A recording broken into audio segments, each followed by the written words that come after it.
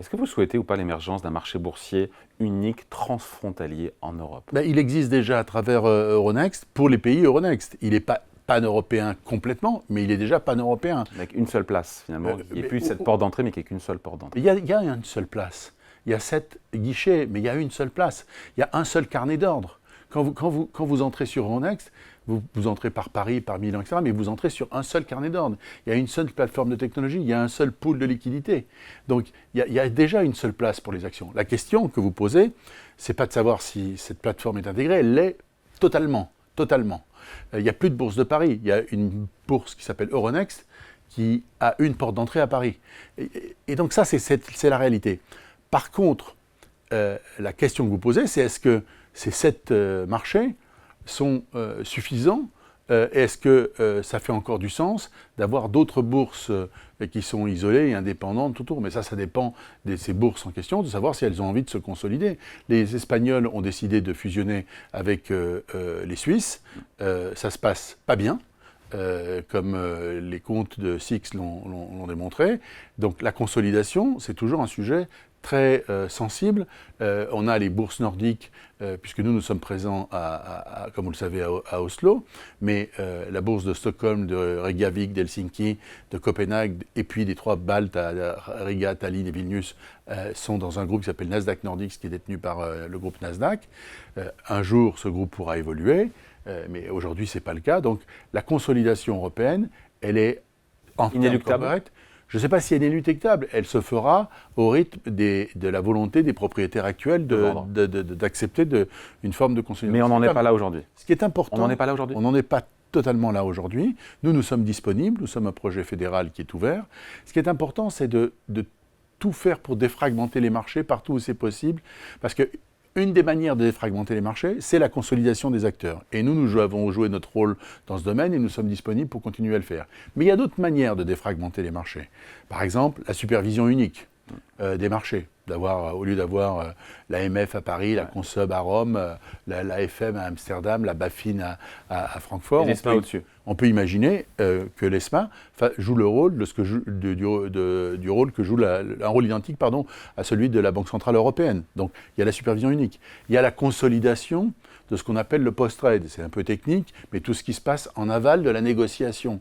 C'est-à-dire soit la compensation, mais de manière encore plus évidente parce que le besoin est là, le règlement livraison et la conservation des titres. Il y a le passage de directives qui sont interprétées différemment dans les pays à ce qu'on appelle un single rule book, des règlements. C'est-à-dire non pas des règles similaires, parce que les règles similaires, elles sont différentes, mais de règles uniques. Ouais. Il y a le passage à une documentation unique, c'est-à-dire de même que vous avez un passeport Bordeaux avec juste le logo du souverain ou du pays dont vous êtes citoyen, de passer à une documentation unique sur les marchés. Donc beaucoup de choses sont possibles. C'est ça l'union des marchés de capitaux. Parce qu'Emmanuel Macron nous dit d'ici 12 mois, il veut relancer, ou lancer plutôt d'ailleurs l'union des marchés de capitaux. C'est un vieux serpent de mer. Pourquoi aujourd'hui il faut accélérer ? Je crois que ce qui s'est passé, vous savez, l'Union des marchés de capitaux, c'était un vieux projet qu'avaient les Britanniques quand ils étaient dans l'Union européenne pour renforcer encore l'efficacité de Londres, première place financière de l'Union européenne. Et puis, quand ils ont quitté l'Union, ce projet très ambitieux est devenu un peu orphelin politiquement. Et donc, il a produit une multiplication de petites réforme, mais sans ligne, qui, comme je dis souvent, ressemble un peu au rayon du sous-sol du BHV à Paris. C'est-à-dire des choses extrêmement intéressantes, mais très, très hétérogènes. Et là, ce qui se passe enfin, c'est un vrai pilotage politique. Pourquoi puisque c'est la question que vous posez.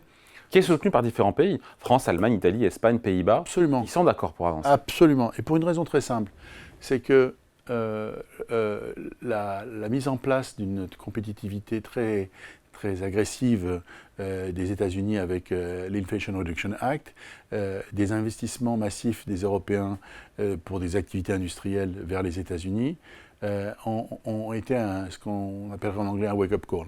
Et tous ces pays se sont dit, ouh là là, si on n'a pas des marchés très profonds en Europe pour financer la transition Oui. écologique, si on n'a pas des marchés très profonds pour financer la transition digitale, si on n'a pas des marchés très profonds pour financer les nouvelles obligations en matière de défense et de construction d'équipements militaires, on va perdre notre autonomie stratégique ou celle qu'on essaye de construire. D'autant qu'un gros morceau de l'épargne des Européens finance des investissements sur le sol américain. Bien sûr. Il faut le rappeler, ça. Pas un gros morceau, presque la majeure partie. Ouais. Et donc, le paradoxe, c'est qu'il y a 13% du PIB en Europe qui est dirigé vers l'épargne des ménages. C'est-à-dire que c'est la partie de la planète où on épargne le plus, c'est notre continent. Et néanmoins, l'essentiel de cette épargne va soit pour financer des déficits publics, Oui. en acquisition de bons du trésor sous différentes formes dans différents pays, soit pour aller financer l'économie américaine. Et le paradoxe du paradoxe, c'est qu'une partie de ces investissements qui partent dans des institutionnels aux États-Unis est ensuite réinvestie dans les fonds de private equity qui reviennent racheter les entreprises en Europe. Ouais.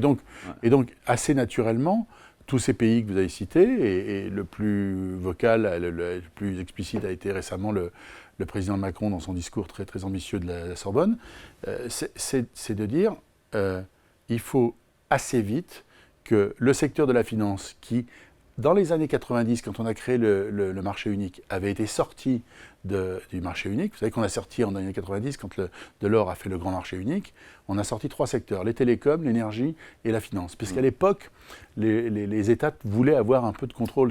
Oui. Aujourd'hui, on voit bien que l'urgence, c'est précisément de défragmenter ces 3 secteurs. Sur l'énergie, on est en train d'y arriver, parce qu'il y a eu la crise russe.